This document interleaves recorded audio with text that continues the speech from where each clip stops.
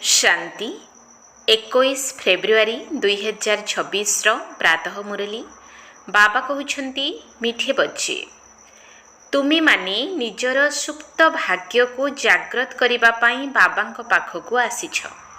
भाग्य को जागृत करने अर्थ विश्वर मालिक हेबा। तुम्हें माने निजर सुप्त भाग्य को जागृत करने बाबा पाखक आसीछ। भाग्य को जागृत करने अर्थ विश्वर मालिक हेबा। प्रश्न केउ भोजन तुम मानक बाबा समान बुद्धिमान कर देउछि? केउ भोजन तुम मानक बाबा समान बुद्धिमान कर देउछि? उत्तर एही पाठ पढ़ा ही हेउछि तुम मानकर बुद्धिर भोजन। जो माने प्रत्यह पाठ पढ़ी थांती अर्थात एही भोजन ग्रहण करि थांती सेमानकर बुद्धि पारसमणि सदृश होई जाई थाए। पारसनाथ बाबा जी की बुद्धिमान मानकर बुद्धि अटंती से ही तुम मानकु निज समान पारस बुद्धि करुछंती। गीत तकदीर जगाकर आई हूँ। ओम शांति। एही गीतर गोटिए धाड़ी सुनिले मध्य स्नेहरे पिला मानकर रूम टांकुरी उठिबा उचित। एहा एक साधारण गीत किंतु एहार सारमर्म आउ केही जानी नाहंती। बाबा ही आसी गीत शास्त्र आदिर अर्थ बुझाउछंती। मधुर संतानगण एकथा मध्य जानिछंती जे कली जुगरे समस्तंकर भाग्य सुप्त होई जाइछि। सत्य जुगरे समस्तंकर भाग्य जाग्रत थाए। सुप्त भाग्य को जाग्रत करिबा पाई श्रीमत देलावाला अर्थात पुरुषार्थ कराइला वाला एकमात्र बाबा ही अटंती। से ही आसी पिला मानकर भाग्य को जाग्रत कराउछंती। जेपरि पिला जन्म हेला परे तार भाग्य उदय होई थाए। पिला जन्म हेबा परे जानी जाए जे मु उत्तराधिकारी अटे। सेहीपरि एहा बेहद्र कथा। पिला माने जानिछंती कल्प कल्प आमर भाग्य जाग्रत हेउछि पुणी सुप्त होई जाउछि। पुणी पवित्र होई गले आमर भाग्य जाग्रत हेउछि। पवित्र गृहस्थ आश्रम बोली कहा जाई थाए। आश्रम अक्षर पवित्र अटे। पवित्र गृहस्थ आश्रम तार विपरीत हेउछि अपवित्र पतित गृहस्थ धर्म। पतित गृहस्थ को आश्रम कहाजिब नाही। गृहस्थ धर्म तो समस्तंकर कहाजिब। जीवजंतु मानकर मध्य गृहस्थ धर्म कहाजिब। समस्ते तो संतान जन्म करुछंती। जीवजंतु को मध्य कहाजिब जे गृहस्थ धर्म रे अछंती। एबे पिला माने जानुछंती आमे स्वर्ग रे पवित्र गृहस्थ आश्रम रे थिलु। देवी देवता थिलु। तांकर महिमा मध्य गान करुछंती सर्वगुण संपन्न 16 कला संपूर्ण। तुमे निजे मध्य गान करुछ। एबे जानुछ जे आमे पुनः मनुष्यरु देवता हेउछु। गायन मध्य रहिछि मनुष्यरु देवता। ब्रह्मा विष्णु शंकर को मध्य देवता कहा जाए। ब्रह्मा देवताय नमः पुणी कहउछंती शिव परमात्माय नमः। एबे एहार अर्थ मध्य तुमी जानिछ। सेमाने तो अंधश्रद्धारे केवल कहि देउछंती। तेबे शंकर देवताय नमः कहउछंती शिवंक पाई शिव परमात्माय नमः। तेबे फरक होई गला ना। से देवता होई गले ये परमात्मा होई गले। शिव और शंकर को जणे तो कहाजिब नाही। तुमे जानिछ जे वास्तव रे आमे पत्थर बुद्धि थिलु एबे पारस बुद्धि हेउछु। देवता मानकु तो पत्थर बुद्धि बोली कहाजिब नाही। पुणी ड्रामा अनुसार रावण राज्य रे सीढ़ी ओल्हाइबाकु पड़िबो। पारस बुद्धि रु पत्थर बुद्धि हेबाकु पड़िबो। सबुठारु बुद्धिमान तो एकमात्र बाबा ही अटंती। एबे तुम बुद्धि रे आउ दम नाही। बाबा आसी तुम बुद्धि को पारस बुद्धि कराउछंती। तुमे एठाको पारस बुद्धि हेबा पाई आसुछ। पारसनाथंकर मध्य मंदिर रहिछि। सेठारे मेला मध्य लागि थाए। किंतु एकथा कहीं जानी नाहंती जे पारसनाथ किए। वास्तव रे पारस कराइला वाला तो बाबा ही अटंती। से हेउछंती बुद्धिवानकर बुद्धि। एही ज्ञान हेउछि तुम मानक बुद्धिर भोजन। एहा द्वारा बुद्धि केते बदली जाउछि। एही दुनिया हेउछि कंटार जंगल। परस्पर को केते दुख देउछंती। वर्तमान हेउछि तम प्रधान रौरव नरक। गरुड़ पुराण रे तो एहा विषय बहुत कौतूहलजनक कथा सब लिखि देइछंती। एबे तुम मानक बुद्धि को भोजन मिलुछि। ବେହଦ୍ର ବାବା ଭୋଜନ ଦେଉଛନ୍ତି। ଏହା ହେଉଛି ପାଠପଢ଼ା। ଏହାକୁ ଜ୍ଞାନ ଅମୃତ ମଧ୍ୟ କୁହାଯାଉଛି। ଏଠାରେ କୌଣସି ପାଣି ଆଦି ନାହିଁ। ଆଜିକାଲି ସବୁ ଜିନିଷକୁ ଅମୃତ ବୋଲି କହିଦେଉଛନ୍ତି। ଗଙ୍ଗା ଜଳକୁ ମଧ୍ୟ ଅମୃତ କହିଦେଉଛନ୍ତି। ଦେବତାମାନଙ୍କର ପାଦ ଧୋଇ ପାଣି ରଖିଥାନ୍ତି, ତାକୁ ମଧ୍ୟ ଅମୃତ ବୋଲି କହିଦେଉଛନ୍ତି। ଏହା ମଧ୍ୟ ବୁଦ୍ଧି ଦ୍ୱାରା ବୁଝିବାର କଥା ନା। ଏହି ପାଦୁକର ଆଞ୍ଜୁଳି ଅମୃତ ଅଟେ ନା ପତିତ ପାବନୀ ଗଙ୍ଗାର ଜଳ ଅମୃତ ଅଟେ? ଯେଉଁମାନେ ସେହି ପାଦୁକ ଦେଉଛନ୍ତି ସେମାନେ ଏପରି କହୁନାହାନ୍ତି ଯେ ଏହା ପତିତଙ୍କୁ ପାବନ କରିବା ବାଲା ପାଦୁକ ଅଟେ। ଗଙ୍ଗା ଜଳ ପାଇଁ କହିଥାନ୍ତି ଏହା ପତିତ ପାବନୀ ଅଟେ। କହନ୍ତି ମଧ୍ୟ ମନୁଷ୍ୟର ମୃତ୍ୟୁ ସମୟରେ ଗଙ୍ଗା ଜଳ ମୁଖରେ ଥାଉ। ଦେଖାଇଛନ୍ତି ଅର୍ଜୁନ ବାଣ ମାରି ଭୀଷ୍ମକୁ ଗଙ୍ଗା ଜଳ ପିଆଇଲେ। ତୁମେମାନେ କୌଣସି ବାଣ ଆଦି ମାରିନାହଁ। ଗୋଟିଏ ଗାଁ ଅଛି ଯେଉଁଠି ତୀର ଦ୍ୱାରା ଲଢ଼େଇ କରିଥାନ୍ତି। ସେଠାକାର ରାଜାଙ୍କୁ ଈଶ୍ୱରଙ୍କର ଅବତାର ବୋଲି କହିଥାନ୍ତି।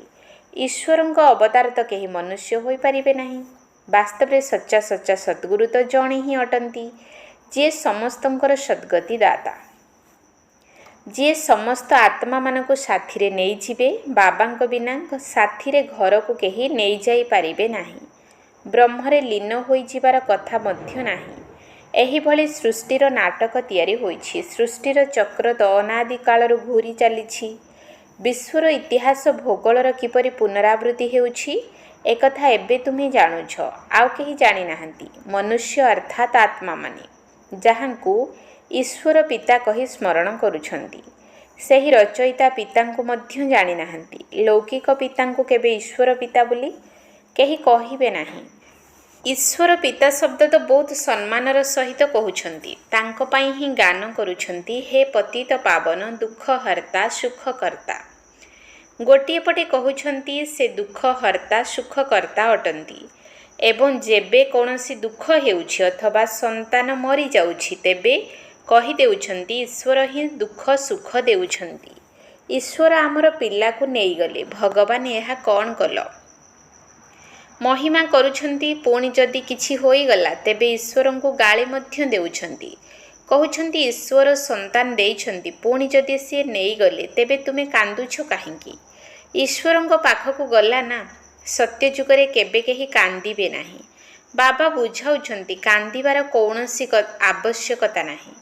ଆତ୍ମାକୁ ନିଜର ହିସାବ କିତାବ ଅନୁସାରେ ଯାଇ ଅନ୍ୟ ଏକ ଅଭିନୟ କରିବାକୁ ପଡ଼ିବ। ଜ୍ଞାନ ନଥିବା ଯୋଗୁଁ ମନୁଷ୍ୟ କେତେ କାନ୍ଦୁଛନ୍ତି, ଯେପରି ପାଗଳ ହୋଇଯାଉଛନ୍ତି। ଏଠାରେ ତ ବାବା ବୁଝାଉଛନ୍ତି ଅମା ମରେ ତୁ ହାଲୁଆ ଖାନା, ଅର୍ଥାତ୍ କିଏ ବି ମରୁ, ତୁମେ ଖୁସିରେ ରୁହ, ନଷ୍ଟମୁହା ହେବାକୁ ପଡ଼ିବ। ମୋର ତ ଏକ ବେହଦ୍ର ବାବା ହିଁ ଅଛନ୍ତି, ଦ୍ୱିତୀୟ କେହି ନାହାନ୍ତି। ଏହିପରି ଅବସ୍ଥା ପିଲାମାନଙ୍କର ହେବା ଉଚିତ। ମୋହଜିତ ରାଜାର କଥା ମଧ୍ୟ ଶୁଣିଛ ନା? ଏସବୁ ହେଉଛି ଦନ୍ତ କଥା, ଅର୍ଥାତ୍ ମନଗଢ଼ା କଥା। ସତ୍ୟଯୁଗରେ କେବେ ଦୁଃଖର କଥା ରହିବ ନାହିଁ, ନା କେବେ ଅକାଳ ମୃତ୍ୟୁ ହେବ। ପିଲାମାନେ ଜାଣିଛନ୍ତି ଆମେ କାଳ ଉପରେ ବିଜୟ ପ୍ରାପ୍ତ କରୁଛୁ। ବାବାଙ୍କୁ ମହାକାଳ ମଧ୍ୟ କହୁଛନ୍ତି। କାଳର କାଳ ତୁମକୁ କାଳ ଉପରେ ବିଜୟ ପ୍ରାପ୍ତ କରାଉଛନ୍ତି, ଅର୍ଥାତ୍ କାଳ କେବେ ଖାଉ ନାହିଁ।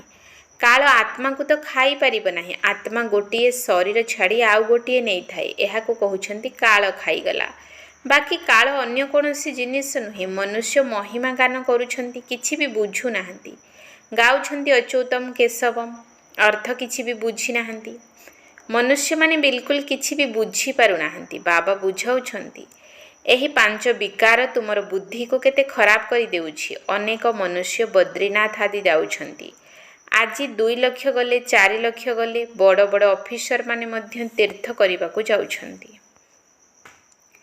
ତୁମେ ତ ଯାଉନାହଁ, ତେଣୁ ସେମାନେ କହୁଛନ୍ତି ଏହି ବିକେମାନେ ତ ନାସ୍ତିକ ଅଟନ୍ତି, କାହିଁକି ନା ଭକ୍ତି କରୁନାହାନ୍ତି।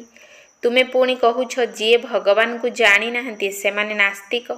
ବାବାଙ୍କୁ ତ କେହି ବି ଜାଣିନାହାନ୍ତି, ସେଥିପାଇଁ ଏହାକୁ ଅନାଥମାନଙ୍କର ଦୁନିଆ କୁହାଯାଉଛି। ପରସ୍ପର ସହିତ କେତେ ଲଢ଼େଇ ଝଗଡ଼ା କରୁଛନ୍ତି। ସାରା ଦୁନିଆ ବାବାଙ୍କର ଘର ଅଟେ ନା। ବାବା ସାରା ଦୁନିଆର ପିଲାମାନଙ୍କୁ ପତିତରୁ ପବିତ୍ର କରାଇବା ପାଇଁ ଆସୁଛନ୍ତି। ଅଧାକଳ୍ପ ବାସ୍ତବରେ ପବିତ୍ର ଦୁନିଆ ଥିଲା ନା। ଗାନ ମଧ୍ୟ କରୁଛନ୍ତି ରାମ ରାଜା ରାମ ପ୍ରଜା, ରାମ ସାହୁକାର। ସେଠାରେ ପୁଣି ଅଧର୍ମର କଥା କିପରି ହୋଇପାରିବ? କହିଥାନ୍ତି ମଧ୍ୟ ସେଠାରେ ଛେଳି ବାଘ ଏକତ୍ର ପାଣି ପିଅନ୍ତି। ତେବେ ସେଠାରେ ରାବଣ ବା ଅନ୍ୟ ରାକ୍ଷସମାନେ କେଉଁଠୁ ଆସିଲେ?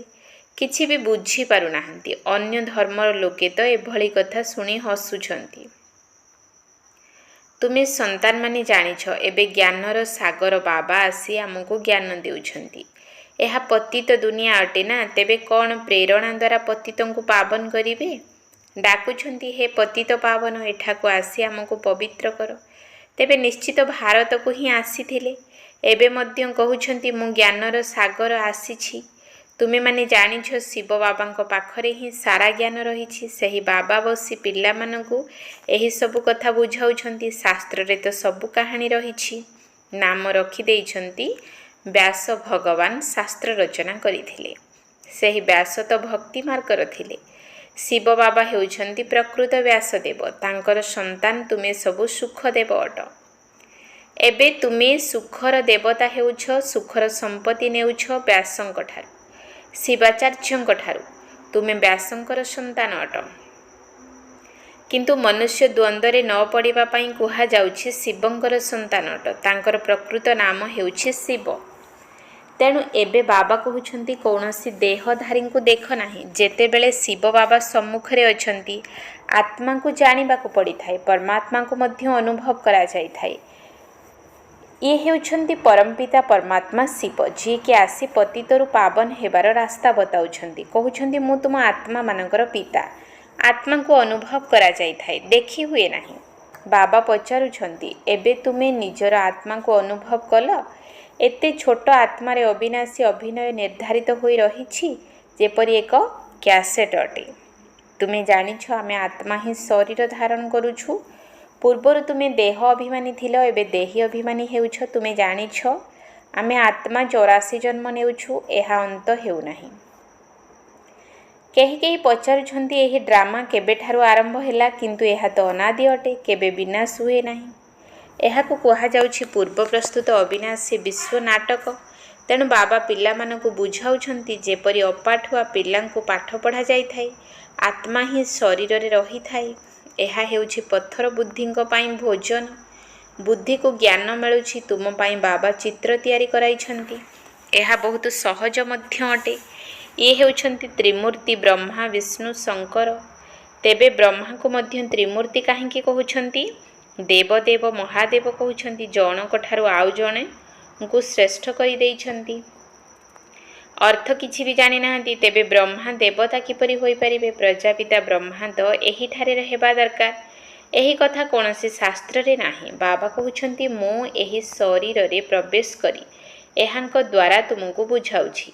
ପ୍ରଥମେ ଏହାଙ୍କୁ ନିଜର କରୁଛି। ଏହାଙ୍କର ବହୁତ ଜନ୍ମର ଅନ୍ତରେ ମୁଁ ଆସୁଛି। ଇଏ ମଧ୍ୟ 5 ବିକାରର ସନ୍ନ୍ୟାସ କରୁଛନ୍ତି। ସନ୍ନ୍ୟାସୀଙ୍କୁ ଯୋଗୀ ଋଷି କୁହାଯାଏ। ଏବେ ତୁମେ ରାଜଋଷି ହୋଇଛ। ତୁମେ 5 ବିକାରର ସନ୍ନ୍ୟାସ କରିଛ, ତେଣୁ ତୁମର ନାମ ବଦଳୁଛି। ତୁମେ ତ ରାଜଯୋଗୀ ହେଉଛ। ତୁମେ ପ୍ରତିଜ୍ଞା କରୁଛ। ସେହି ସନ୍ନ୍ୟାସୀମାନେ ତ ଘରଦ୍ୱାର ଛାଡ଼ି ଚାଲି ଯାଉଛନ୍ତି। ଏଠାରେ ତ ସ୍ତ୍ରୀ ପୁରୁଷ ଏକତ୍ର ରହୁଛନ୍ତି, ପ୍ରତିଜ୍ଞା କରୁଛନ୍ତି, ଆମେ କେବେ ହେଲେ ବିକାରଗ୍ରସ୍ତ ହେବୁ ନାହିଁ। ମୂଳ କଥା ହିଁ ହେଉଛି କାମ ବିକାରର। ତୁମେମାନେ ଜାଣିଛ, ଶିବ ବାବା ରଚୟିତା ଅଟନ୍ତି। ସିଏ ଆସି ନୂଆ ଦୁନିଆ ରଚନା କରୁଛନ୍ତି। ସିଏ ବୀଜ ରୂପ ସତ୍ୟ, ଚୈତନ୍ୟ, ଆନନ୍ଦର ସାଗର, ଜ୍ଞାନର ସାଗର ଅଟନ୍ତି। ସ୍ଥାପନା, ବିନାଶ, ପାଳନା କିପରି କରୁଛନ୍ତି, ତାହା ବାବା ଜାଣିଛନ୍ତି। ମନୁଷ୍ୟମାନେ ଜାଣିନାହାନ୍ତି। ତୁରନ୍ତ କହିଦେଉଛନ୍ତି, ତୁମେ ବିକେ ମାନେ ତ ଦୁନିଆର ବିନାଶ କରିବ। ଆଚ୍ଛା, ତୁମ ମୁଖରେ ଗୋଲାପ। କହୁଛନ୍ତି, ଇଏ ତ ବିନାଶ ପାଇଁ ନିମିତ୍ତ ହୋଇଛନ୍ତି। ନା ଶାସ୍ତ୍ରକୁ, ନା ଭକ୍ତିକୁ, ନା ଗୁରୁମାନଙ୍କୁ ମାନୁଛନ୍ତି। କେବଳ ତାଙ୍କର ଦାଦାଙ୍କୁ ହିଁ ମାନୁଛନ୍ତି। କିନ୍ତୁ ବାବା ତ ନିଜେ କହୁଛନ୍ତି, ଏହା ପତିତ ଶରୀର ଅଟେ। ମୁଁ ଏହାଙ୍କ ଶରୀରରେ ପ୍ରବେଶ କରିଛି। ପତିତ ଦୁନିଆରେ ତ କେହି ପବିତ୍ର ନଥାନ୍ତି। ମନୁଷ୍ୟ ତ ଯାହା ଶୁଣାଶୁଣି କଥା ଗୁଡ଼ିକ ଶୁଣୁଛନ୍ତି, ତାହା କହିଦେଉଛନ୍ତି। ଏହିଭଳି ଶୁଣାଶୁଣି କଥା ଦ୍ୱାରା ତ ଭାରତ ଦୁର୍ଗତିକୁ ପ୍ରାପ୍ତ କରିଛି। ସେଥିପାଇଁ ବାବା ଆସି ସତ୍ୟ କଥା ଶୁଣାଇ ସମସ୍ତଙ୍କର ସଦ୍ଗତି କରୁଛନ୍ତି। ଆଚ୍ଛା, ମିଠା ମିଠା ଶିକିଲଧେ ସନ୍ତାନମାନଙ୍କ ପ୍ରତି ମାତା ପିତା ବାପଦାଦାଙ୍କର ମଧୁର ସ୍ନେହ ସମ୍ପନ୍ନ ଶୁଭେଚ୍ଛା ଏବଂ ସୁପ୍ରଭାତ। ଆତ୍ମିକ ପିତାଙ୍କର ଆତ୍ମିକ ସନ୍ତାନମାନଙ୍କୁ ନମସ୍ତେ। आत्मिक संतान मानकर आत्मिक बाप दादांकु नमस्ते नमस्ते नमस्ते सुप्रभात। धारणा पाई मुख्य सार 1 नंबर पॉइंट बाबांक ठारू सुखर संपत्ति नहीं तुमको सुखर देवता हेबाकु पड़िबो एवं समस्तंकु सुख देबाकु हेबो। राजऋषि हेबा पाई सर्व विकार गुड़िकर संन्यास करिबाकु हेबो। बाबांक ठारू सुखर संपत्ति नहीं तुमको सुखर देवता हेबाकु पड़िबो एवं समस्तंकु सुख देबाकु हेबो। राजऋषि हेबा पाई सर्व विकार गुड़िकर संन्यास करिबाकु हेबो। 2 नंबर पॉइंट एही पाठ पढ़ा ही तुमर सच्चा खोराक बा प्रकृत भोजन अटे। सद्गति को प्राप्त करिबा पाई शुणाशुणी कथा को छाड़ी श्रीमतरे चलिबाकु हेबो। एकमात्र बाबांक ठारू ही शुणिबाकु हेबो एवं मोहजित हेबाकु पड़िबो। एही पाठ पढ़ा ही तुमर सच्चा खोराक बा प्रकृत भोजन अटे। सद्गति को प्राप्त करिबा पाई शुणाशुणी कथा को छाड़ी श्रीमतरे चलिबाकु हेबो। एकमात्र बाबांक ठारू ही शुणिबाकु हेबो एवं मोहजित हेबाकु पड़िबो। वरदान निजर असली संस्कार गुड़ी को प्रकट करी सर्वदा हर्षित रहुथिबा ज्ञान स्वरूप भव। निजर असली संस्कार गुड़ी को प्रकट करी सर्वदा हर्षित रहुथिबा ज्ञान स्वरूप भव। ଯେଉଁ ପିଲାମାନେ ଜ୍ଞାନର ପଏଣ୍ଟ ଗୁଡ଼ିକୁ ମନେ ପକାଇ ତାର ସ୍ୱରୂପ ହୋଇଥାନ୍ତି ସେମାନେ ସର୍ବଦା ହର୍ଷିତ ରହିଥାନ୍ତି। ତେବେ ସର୍ବଦା ହର୍ଷିତ ସ୍ଥିତିରେ ରହିବା ହିଁ ବ୍ରାହ୍ମଣ ଜୀବନର ଅସଲି ସଂସ୍କାର ଅଟେ। ଦିବ୍ୟ ଗୁଣ ତୁମର ନିଜସ୍ୱ ଗୁଣ ଅଟେ। ଅବଗୁଣ ମାୟାର ସମ୍ପତ୍ତି ଅଟେ ଯାହାକି ସଙ୍ଗଦୋଷ ଆଧାରରେ ତୁମ ପାଖକୁ ଆସିଯାଇଛି।